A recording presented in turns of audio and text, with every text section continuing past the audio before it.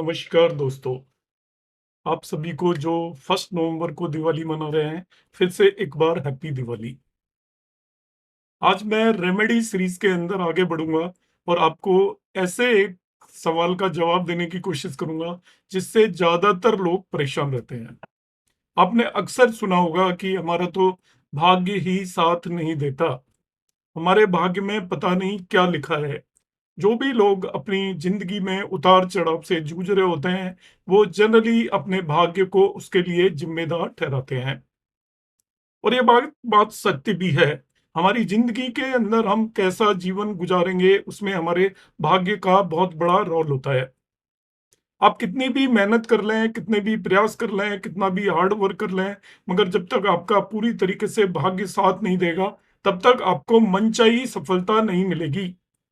हालाँकि कर्मों का अपने-अपने एक स्थान होता है कि जो व्यक्ति कर्म करता है, उसको सफलता मिलती है, मगर किस लेवल पर सफलता मिलेगी, वो उसके भाग्य पर निर्भर करता है। और बहुत सारे लोग ऐसे होते हैं जो ज़िंदगी भर हार्ड वर्क करते हैं, मगर उन्हें कभी भी सक्सेस नहीं मिल पाती। मनचाही तो दूर, उनको बिल्कुल भी सक्सेस नहीं मिल पाती। ज़िंदगी भर वो स्ट्रगल करते रहते हैं, समस्याओं से जूझते रहते हैं और जूझते-जूझते ही उनकी ज़िंदगी गुज़र जाती है। तो हम जब जन्म लेते हैं तो हमारी कुंडली में जो ग्रहों की स्थिति है वो डिसाइड करती है कि हमारी जिंदगी आगे किस तरीके से गुजरने वाली है। हमारी जो सक्सेस होगी किसी भी फील्ड में वो भाग्य पर निर्भर करती ही करती है। भाग्य को देखने के कई सारे तरीके हैं। आज की क्लास को आप एंड तक देखिएगा, मैं आपको बताऊंगा। आप खुद समझ पाएंगे कि आपका भाग्य कहां पर अटक रहा है और किस वजह से आपको प्रॉब्लम है, उसका क्या समाधान है।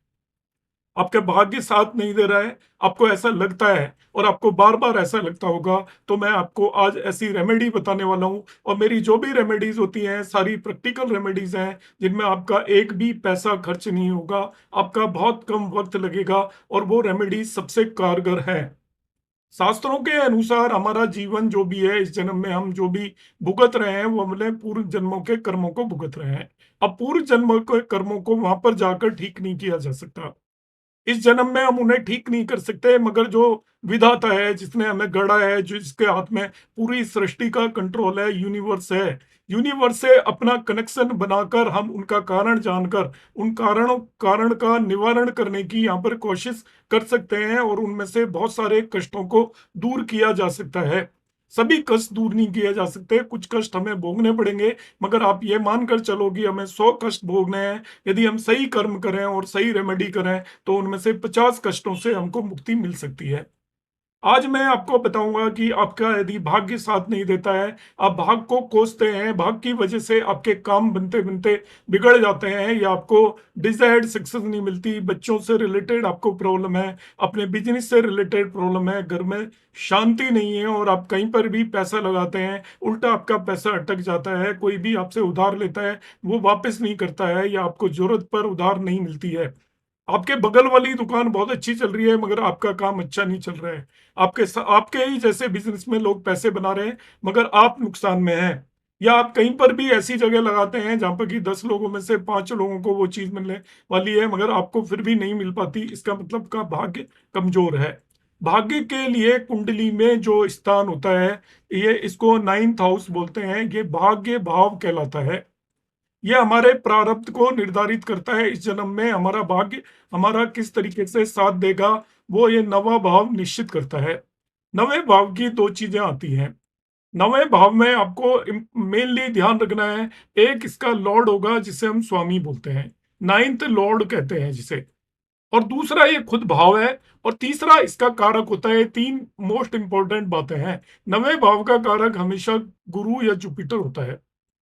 9th भाव का कारक जुपिटर होता है, पिता का कारक सूर्य होता है, 9th भाव का कारक सूर्य नहीं होता है, ध्यान रखना। अब आपका भाग्य काम नहीं कर रहा, तो इसका मतलब आपके 9th भाव से रिलेटेड कुछ ना कुछ परेशानी है आपकी कुंडली के अंदर, उसको आपको आइडेंटिफाई करना है। अब वो परेशानी है तो वो दूर नहीं हो सकती, तो उसका एक अल्टरनेट हाउस आपकी कुंडली के अंदर है। 9th भाव का जो सुख भाव है, यदि उसको आप ठीक कर लेते हैं, तो आपके खराब भाग्य के बावजूद भी आपको लाइफ के अंदर सक्सेस मिल जाएगी। नाइन्थ हाउस लाइक इस कुंडली के में 8 साइन है, तो 8 साइन है तो हम क्या करेंगे, सबसे पहले आपका 9th भाव पीड़ित है, तो आप देखिए कि आपका यहाँ पर इस पर्टिकुलर भाव के ऊपर क्या अशुभ ग्रहों का असर है या यहाँ पर अशुभ ग्रह आकर बैठ गए हैं। मैं इसी कुंडली को एनालाइज करने की यहाँ पे कोशिश करता हूँ। इस कुंडली में मैं नवा भाव देखता हूँ तो नवे भाव पर किसी भी प्लेनेट की दृष्टि नहीं है, कोई भी इसको देख नहीं रहा है, ना इसको शनि देख रहा है, ना इसको मार्स देख रहा है, ना ही इसको जुपिटर देख रहा है। तो नवे भाव पर किसी की भी दृष्टि नहीं है। जिस भाव पर किसी की भी दृष्टि नहीं हो वो सम या न्यूट्रल हो जाता है, ना ही अच्छा होता है ना ही बुरा होता है। अब हम देखते हैं इस भाव में कोई ग्रह बैठा है, प्लेनेट बैठा है क्या। तो नवे भाव खाली है तो इसके अंदर कोई प्लेनेट भी बैठा हुआ नहीं है, तो नवा भाव उतना बुरा नहीं है इस व्यक्ति का जिसकी भी एक कुंडली है। अब मैं देखूंगा नवमेश, जिसे नाइन्थ लॉर्ड बोलते हैं या भाग्येश बोलते हैं, प्लेनेट ऑफ लक। तो यहाँ पे नवमेश देखूंगा, यहाँ पर 8 साइन है तो 8 साइन का जो लॉर्ड होता है वो मार्स होता है। अब मार्स की स्थिति में जाकर देखूंगा तो मार्स यहाँ पर बैठा हुआ है, चौथे भाव में जाकर बैठा हुआ है। और मार्स को देखता हूं तो यहाँ पे लिखा हुआ है ये कंबस्टेट है, सूर्य से अस्त हुआ पड़ा है मार्स, और काफी नजदीक से अस्त हो रखा है। और सिक्स्थ लॉर्ड तस्टेस, सूर्य के साथ इसकी युति भी हो रखी है मार्स की, इसलिए मार्स की यहाँ पर स्थिति कोई खास अच्छी नहीं है। चौथे भाव में वैसे भी मार्स अच्छा नहीं होता, दिग्बल में कमजोर हो जाता है। तो इस पर्टिकुलर पर्सन का जो नववेश है वो इसका दूसरे भाव का लॉर्ड भी है, जिसको हम धनेश बोलते हैं। सेकंड लॉर्ड भी है, वो अस्त होकर चौथे भाव में सिक्स्थ लॉर्ड के साथ आकर बैठ गया है। तो एक तरीके से इसका भाग्येश अस्त है इस कुंडली के अंदर, और अस्त होने की वजह से साथ में षष्टेश के साथ बैठने की वजह से इनका एक तरीके से भाग्येश कमजोर हो गया। और उस पर शनि की दृष्टि भी है, 1 2 3, तीसरी दृष्टि से शनि देख रहा है। तो इनका जो भाग्येश है वो अस्त भी है, और सूर्य और शनि दोनों से एक साथ पीड़ित भी है। यहाँ पर हालांकि मरकरी के साथ ये बैठा हुआ है, मरकरी से मगर इसकी डिग्री जो है बहुत ज्यादा दूर है, मरकरी से 13 14 डिग्री दूर है, तो इसकी युति उतनी स्ट्रांग नहीं है। तो भाग्येश इस कुंडली में इस व्यक्ति का कमजोर है। 9th हाउस ठीक ठाक है, भाग्य कमजोर है। फिर मैं बात करूंगा इसके कार्य, इस भाव के कार्य की, वो है गुरु। गुरु छठे भाव में जाकर बैठ गया तो उसकी स्थिति भी कोई उतनी अच्छी नहीं है। 6th हाउस के अंदर कोई भी प्लेनेट जाकर बैठे छठे, 8वें या 12वें भाव में, तो वो प्लेनेट कमजोर हो जाता है। तो नवा भाव न्यूट्रल था, मगर 9th लॉर्ड जो भाग्य से है वो काफी कमजोर है, अस्त भी है। और जो इसका सिग्निफिकेटर है कार्य से है जुपिटर, वो छठे भाव में जाकर बैठ गया है, तो उसकी पोजीशन भी अच्छी नहीं है। तो इस पर्सन का भाग्य एकदम से खराब नहीं होगा मगर उतना बेटर भी नहीं होगा, क्योंकि इसका 9th हाउस इतना पीड़ित नहीं है। इसलिए मैं ये नहीं कहूंगा कि भाग्य पूरी तरीके से बर्बाद है, मगर भाग्य इसकी कभी भी मदद नहीं करेगा। तो इसको जो लास्ट मोमेंट पे जो मदद चाहिए होगी उसकी कमी रहेगी। भाग्य इसका बिल्कुल, इसको मैं ये नहीं कहूंगा कि भाग्य खत्म है, बिल्कुल काम नहीं करेगा, भाग्य काम करेगा मगर पूरी तरीके से काम नहीं करेगा। तो अब हम क्या करें, आपको अल्टरनेट हाउस देखना है, भाग्य का जब भी सुख देखना है। आप ध्यान से सीखिए, ये सीखने वाली चीज है, बहुत ही इंपॉर्टेंट बात मैं बता रहा हूँ। भाग्य हर एक भाव से चौथा भाव उसका सुख भाव होता है। सुख भाव का मतलब होता है उस भाग्य से रिलेटेड सुख वो प्रदान करता है। अब भाग्य का सुख है मतलब भाग्य आपको कौन प्रदान करेगा, तो नवे भाव से चौथे भाव पर चले जाइए, 1 2 3 4, ये 12वां भाव आपका भाग्य का सुख भाव होता है, जिसे ज्यादातर लोग खराब मानकर चलते हैं। यदि आपका 12th हाउस 12वां भाव स्ट्रांग है तो आपकी लाइफ के अंदर आपका भाग्य काम करेगा, आप ये मानकर चलिए। आपको भाग्य का सुख मिलता रहेगा, मगर वो आपको मिलेगा अपने नेटिव प्लेस से दूर जाकर मिलेगा, ये ध्यान रखना। यदि आप जहां रहते हो वहीं आपका भाग्य काम करेगा, यदि आपका 9th हाउस इंपॉर्टेंट है। यदि आपका 12th हाउस ठीक ठाक है तो दूर जाकर मिलेगा, और यदि 12 ठीक नहीं है तो उसकी आप रेमेडीज करिए। 9th हाउस यदि आपका भाग्य का लॉर्ड खराब है, भाग्य भाव खराब है, उसकी रेमेडीज भी काम नहीं करेंगी, क्योंकि वो आपके प्रारब्ध से निश्चित है, उस तरीके का भाग्य आप लेकर आए हैं, उसको उसका आप सुधार नहीं कर सकते। मगर 9 से 4 जो 12वां भाव है, जिसे हम अल्टरनेट हाउस ऑफ या सुख भाव बोलते हैं, भाग्य का, उसकी आप रेमेडीज आपको करनी चाहिए। तो आपको भाग्य से रिलेटेड सुख मिलेगा। भाग्य से रिलेटेड सुख मिलने का मतलब आपका भाग्य ऑटोमेटिकली काम करने लग जाएगा। आपके भाग्य भाव की जो चाबी है वो 12वां भाव है। की जो है वो 12वां भाव है। आपके भाग्य भाव पर यदि ताला लगा हुआ है, आपको सुख की प्राप्ति नहीं हो रही है, तो उसकी जो चाबी आपके 12वें भाव में होगी। तो 12वें भाव को यदि आप अपना स्ट्रॉन्ग कर लेते हैं, तो भाग्य भाव कमजोर होने के बावजूद भी आपको भाग्य का सुख मिलेगा। अब उसको हम किस तरीके से स्ट्रॉन्ग करते हैं, वो यहाँ पर मैं समझाऊंगा पूरी तरीके से। ये मैंने एक पर्टिकुलर कुंडली ली हुई है, सभी कुंडलियों के लिए मैं समझाने की कोशिश करूंगा।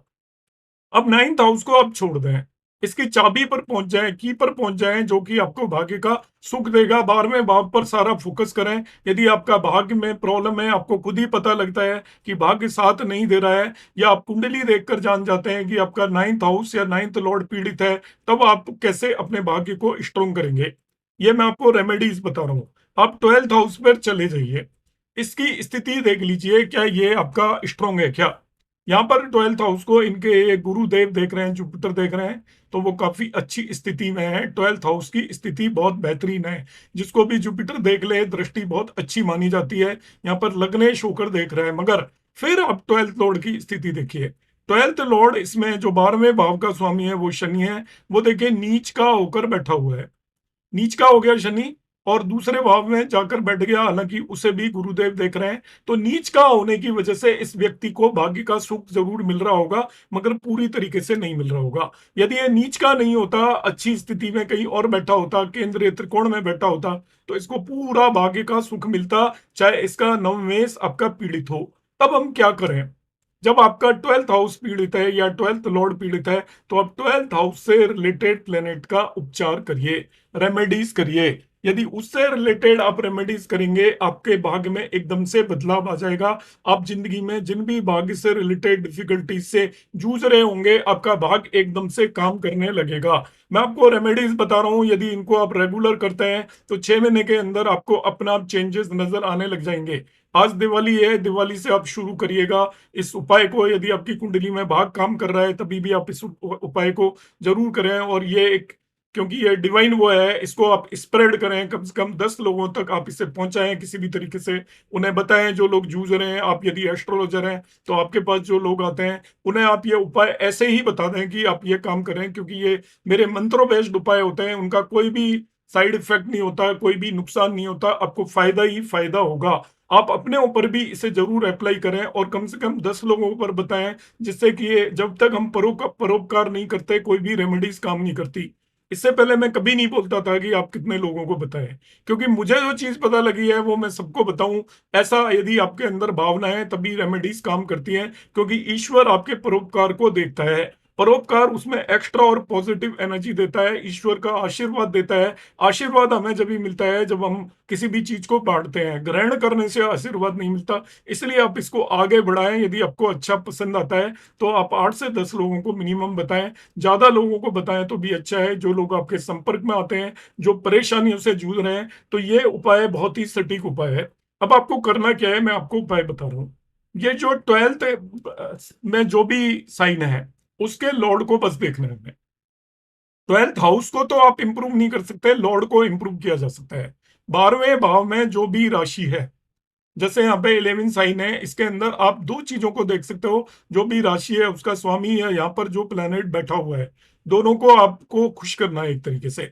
तो आपको करना कैसे है, जैसे यहाँ पे 11 साइन है, तो इसके अंदर शनि इसका स्वामी हो गया, और इसमें बैठा हुआ कोई भी नहीं है। तो शनि को खुश करने का तरीका है, आप ये नोट कर लें डायरी लेकर, क्योंकि आप और लोगों को बताएंगे तो आपको पता होना चाहिए। आप हनुमान चालीसा का 7 बार पाठ करें। ये मैं आपको साथ में उपाय बता रहा हूँ। 7.5 किसी की चल रही है, शनि आपकी कुंडली में खराब है, उसकी दशा चल रही है, तभी भी 7 बार 7 टाइम्स हनुमान चालीसा का पाठ करेंगे। आप रोजाना 7 बार नहीं कर सकते, तो रोजाना 1 बार करें। मंगलवार को मगर 7 बार जरूर पाठ करें हनुमान चालीसा का।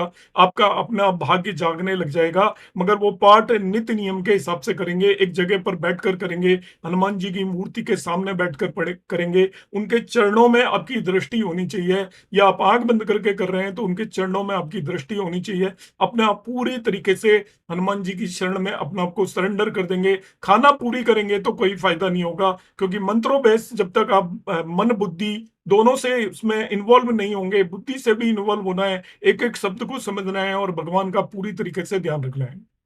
अब मैं दूसरे और भी बताता हूं कि इस कुंडली में 11 साइन है। सपोज यहाँ पे 1 और 8 साइन हो, 1 और 8, वो मंगल की राशियां होती हैं। 12वें भाव के अंदर 1 और 8 साइन है, तो वो मंगल की राशियां हैं, वो व्यक्ति भी हनुमान चालीसा का पाठ कर सकता है। और मंगलवार को वो व्रत रखे पूरे दिन, और शाम के समय पर जो भी खाना चाहे खा सकता है, मगर मंगलवार को व्रत रखे और हनुमान जी के मंदिर यदि जाकर वो प्रसाद वगैरह चढ़ा सकता है तो और भी बेहतर है, और मंदिर में बैठकर हनुमान चालीसा का पाठ करे यदि पॉसिबल हो। Excuse me. हनुमान चालीसा का पाठ करे, उसका भाग्योदय निश्चित तौर पर होगा। अब यदि यहाँ पर आपको मैं शुरू से शुरू करता हूँ, यदि 2 एंड 7 साइन है, शुक्र की राशि बैठी हुई है आपका, 2 मीन्स वृषभ राशि, 7 मीन्स तुला राशि, मतलब आपका शुक्र की, वीनस की यहाँ पर राशियां यदि 12वें भाव में, तो ऐसे व्यक्ति को, ऐसी किसी भी महिला को जो कि सुहागन महिला हो, उसको साड़ी या आपका मेकअप से रिलेटेड आइटम्स वो उनको डोनेट करें। कोई आपका परफ्यूम भी डोनेट कर सकते हैं आप, अच्छी क्वालिटी का परफ्यूम डोनेट करें। और आप यदि आपकी श्रद्धा है तो आप हर शुक्रवार कर सकते हैं, 15 दिन में कर सकते हैं, 1 महीने में कर सकते हैं, एक बार कर सकते हैं, अपनी श्रद्धा के अनुसार। जो भी सुहागिन महिला हो उसे आप ब्यूटी प्रोडक्ट्स जिसे बोलते हैं, ब्यूटी प्रोडक्ट में परफ्यूम आ जाता है, और श्रृंगार के जो भी साधन आते हैं सुहागन के लिए, वो आप जो भी दे सकते हैं वो दें, तो आपका भाग्य यहाँ पर काम करने लग जाएगा। आपका 12th हाउस एक्टिवेट हो जाएगा, और 12th हाउस के एक्टिवेट होने की वजह से आपका भाग्य का सुख आपको मिलने लग जाएगा। जहां पर भी भाग्य की वजह से प्रॉब्लम है, वो प्रॉब्लम्स आपकी दूर होना शुरू हो जाएंगी, और ये भी 6 मंथ के अंदर अंदर आपको बदलाव नजर आने लग जाएगा। तीसरा, यहाँ पर यदि राशियां आ जाती हैं 3 और 6, 3 और 6, वो बुध की राशियां हैं। बुध को एस्ट्रोलॉजी में नपुंसक ग्रह कहा गया है। तो बुध से रिलेटेड यदि राशियां आ जाती हैं 3 और 6, जिसे हम बोलते हैं मिथुन, और कन्या राशि यदि आपके 12वें भाव के अंदर है, तो बुध की रेमेडीज आप करेंगे। बुध की रेमेडीज होती है जो आपके, जो लोग होते हैं जिसे आप हिंजड़ा बोलते हैं, और इस तरीके के जो लोग आपको कहीं समाज के अंदर आप देखते हो कि चौराहों वगैरह पे बेचारे भीख मांगते हुए नजर आ जाएं, आप यदि उनकी रेगुलर बेसिस पर कुछ मदद कर सकते हैं, कहीं पर जाकर किसी एक निश्चित व्यक्ति को आप 100-50 जो भी रुपए का आप दान कर सकते हैं बुधवार के दिन, आपकी श्रद्धा अनुसार। मैं पहले ही बोल रहा हूँ, आपको कोई स्पेंड नहीं करना है, जो आप बहुत इजीली कर सकते हैं। जिसकी 1 रुपए की श्रद्धा है वो 1 रुपए करे, जिसकी 11 रुपए की श्रद्धा है वो 11 रुपए करे, जिसकी 1000 रुपए की श्रद्धा है वो 1000 रुपए करे, और उससे ज्यादा श्रद्धा है तो वो करे। आप अपनी श्रद्धा अनुसार उन लोगों को यदि आप कुछ भी इस तरीके का दान करेंगे, तो आपको उससे बहुत, और स्त्री को दान करना, जो हिंजड़े उनमें पुरुष और स्त्री होते हैं, यदि आपको अंदाजा लगता है तो हिंजड़े स्त्री को आप दान करेंगे तो बुध से रिलेटेड समस्या यदि आपकी है तो वो भी दूर होंगी। ये दो इलाज हैं, साथ साथ आपके भाग्य का सुख आपको मिलने लग जाएगा। अब चौथा केस आता है, यहाँ पर आपकी राशियां हो सकती हैं इसके अंदर। सूर्य चंद्रमा की राशि हो सकती है, मून की 4। कैंसर यदि साइन है आपके 12th हाउस के अंदर, 12th हाउस में यदि कैंसर साइन है तो आप चंद्रमा से रिलेटेड रेमेडीज करेंगे। चंद्रमा से रिलेटेड रेमेडीज बहुत आसान है। आप शिव मंदिर के अंदर चले जाइए सोमवार को, और शिव जी के ऊपर यदि आप दूध अफोर्ड कर सकते हो तो दूध आप चढ़ाएं, और दूध नहीं अफोर्ड कर सकते तो आप केवल जल चढ़ाएं, और शिव जी के मस्तक पर आप चढ़ाएं। क्योंकि चंद्रशेखर कहते हैं चंद्रमा को, शिव जी के मस्तक पर उन्होंने, शिव जी ने धारण किया हुआ है, उसके ऊपर चढ़ाएं तो आपका चंद्रमा बली होगा, आपका 12th हाउस बली होगा, और 12th हाउस की वजह से आपको भाग्य का सुख मिलना आरंभ हो जाएगा।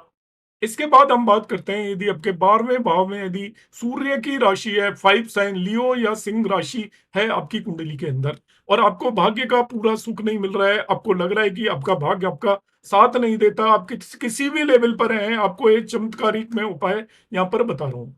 तो आप सूर्य भगवान को सुबह मॉर्निंग के अंदर सनराइज के समय पर जल अर्पित करें, और 11 बार गायत्री मंत्र का पाठ करें। इसके पीछे का लॉजिक मैं यहाँ पर एक्सप्लेन नहीं कर रहा हूँ, इसके पीछे एक लॉजिक है। 11 बार आप गायत्री मंत्र का पाठ करें और सूर्य को जल अर्पित करें। जल अर्पित करते टाइम आपको ध्यान रखना है कि आप जिस भी कलश ग्लास जिससे भी अर्पित कर रहे हैं, मैं इसके अंदर कोई भी रूढ़िवादी चीज है नहीं इंक्लूड कर रहा हूँ, आपको अर्पित करना है तो आपको उसको अपनी आंखों से ऊपर जल गिरना चाहिए। मतलब उसको अपने ललाट के ऊपर अपनी हाथों को ले जाकर आप गिराएंगे तो वो जो रोशनी है वो आपकी सनलाइट है वो पानी को क्रॉस करते हुए आपकी आँखों आँखों पर आनी चाहिए और कोशिश करें कि वो जो आप गिरा रहे हैं, वो थोड़ा दूर गिरे, आपके बिल्कुल पैरों के ऊपर ना गिरे, उसके छींटे ज़रूर पैरों पर आएँगे, मगर कोशिश करें कि वो जितना आप दूर गिरा सकते हैं, उतना आप उसे दूर गिराएँ, आपके पैरों पर वो पानी ना पड़े और ज़मीन के ऊपर वो पानी पड़े और 11 बार आप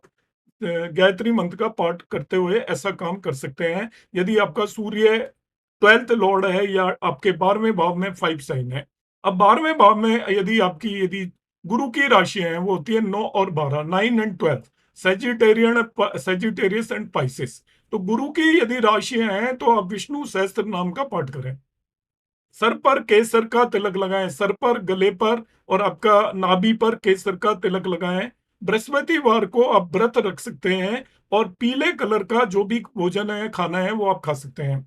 जैसे बेसन का हलवा खा सकते हैं या येलो कलर का कोई भी, या बेसन के लड्डू या येलो कलर का यदि भोजन करेंगे व्रत रखकर और विष्णु सहस्त्र नाम का बिल्कुल पाठ करें नियम के साथ, एक निश्चित समय पर भगवान के सामने बैठकर विष्णु भगवान का ध्यान रखें, तो आपका भाग्य उदय निश्चित होना ही होना है। आपको भाग्य का सुख मिलना आरंभ हो जाएगा, यदि 9 और 12 साइन है। आखिरी में बचती हैं शनि की 2 राशियां। शनि की राशि है 10 एंड 11, जो इसे मकर और कुंभ राशि बोलते हैं। कैप्रिकॉर्न और एक्वेरियस साइन, यदि जैसे यहाँ पर एक्वेरियस साइन है, तो शनि का मैं आरंभ में ही बता चुका हूं, आप हनुमान चालीसा का 7 बार पाठ करें। तो ये मैंने आपको भाग्य का सुख प्राप्त करने की आज की क्लास में रेमेडीज बताई हैं। आपको जो भी मैंने रेमेडीज बताई हैं, उसमें आपका कहीं पर भी कोई पैसा खर्च होने जैसी बात नहीं है। केवल मैं शुक्र की रेमेडीज में मैंने कुछ दान करने के लिए कहा है और इसी तरीके से बुध की रेमेडीज में भी थोड़ा मैंने दान करने के लिए कहा है, मगर वो आपकी श्रद्धा के बाहर है, तो आप जितना कम कर सकते हैं उतना भी कर सकते हैं। शुक्र की रेमेडीज में आप कुछ नहीं कर सकते, तो आप किसी को फूल तक दान दे सकते हैं। एक आप गेंदा का फूल भी दान दे दोगे तो वो भी शुक्र की रेमेडी है। जरूरी नहीं है कि आप पैसा खर्च करें, मगर आप अफोर्ड कर सकते हैं, तो आपने कोई नेल पॉलिश, लिपस्टिक, इस तरीके की कोई चीज दे दी। इसी तरीके से बुद्ध की रेमेडीज में जो आप हिजड़ों को दान करेंगे, तो उनको आप दान करते टाइम आप ये ध्यान रखना है कि आपने कोई अपनी श्रद्धा के बियॉन्ड नहीं देना है। आप 1 रुपया भी दे सकते हो, 11 भी दे सकते हो, 21 भी दे सकते हो। अब जितनी भी आपकी श्रद्धा है उसके हिसाब से आप दान करें, तो उसको आपके मन पर बोझ नहीं पड़ना चाहिए। यदि बोझ लेकर आप दान कर रहे हो, तो वो दान नहीं माना जाता। तो इस चीज का भी आप ध्यान रखेंगे। तो उम्मीद है आप इस उपाय को, सभी लोग जो ये वीडियो देख रहे हैं वो कर सकते हैं, उन्हें सभी को इससे बेनिफिट होगा। नमस्कार, धन्यवाद।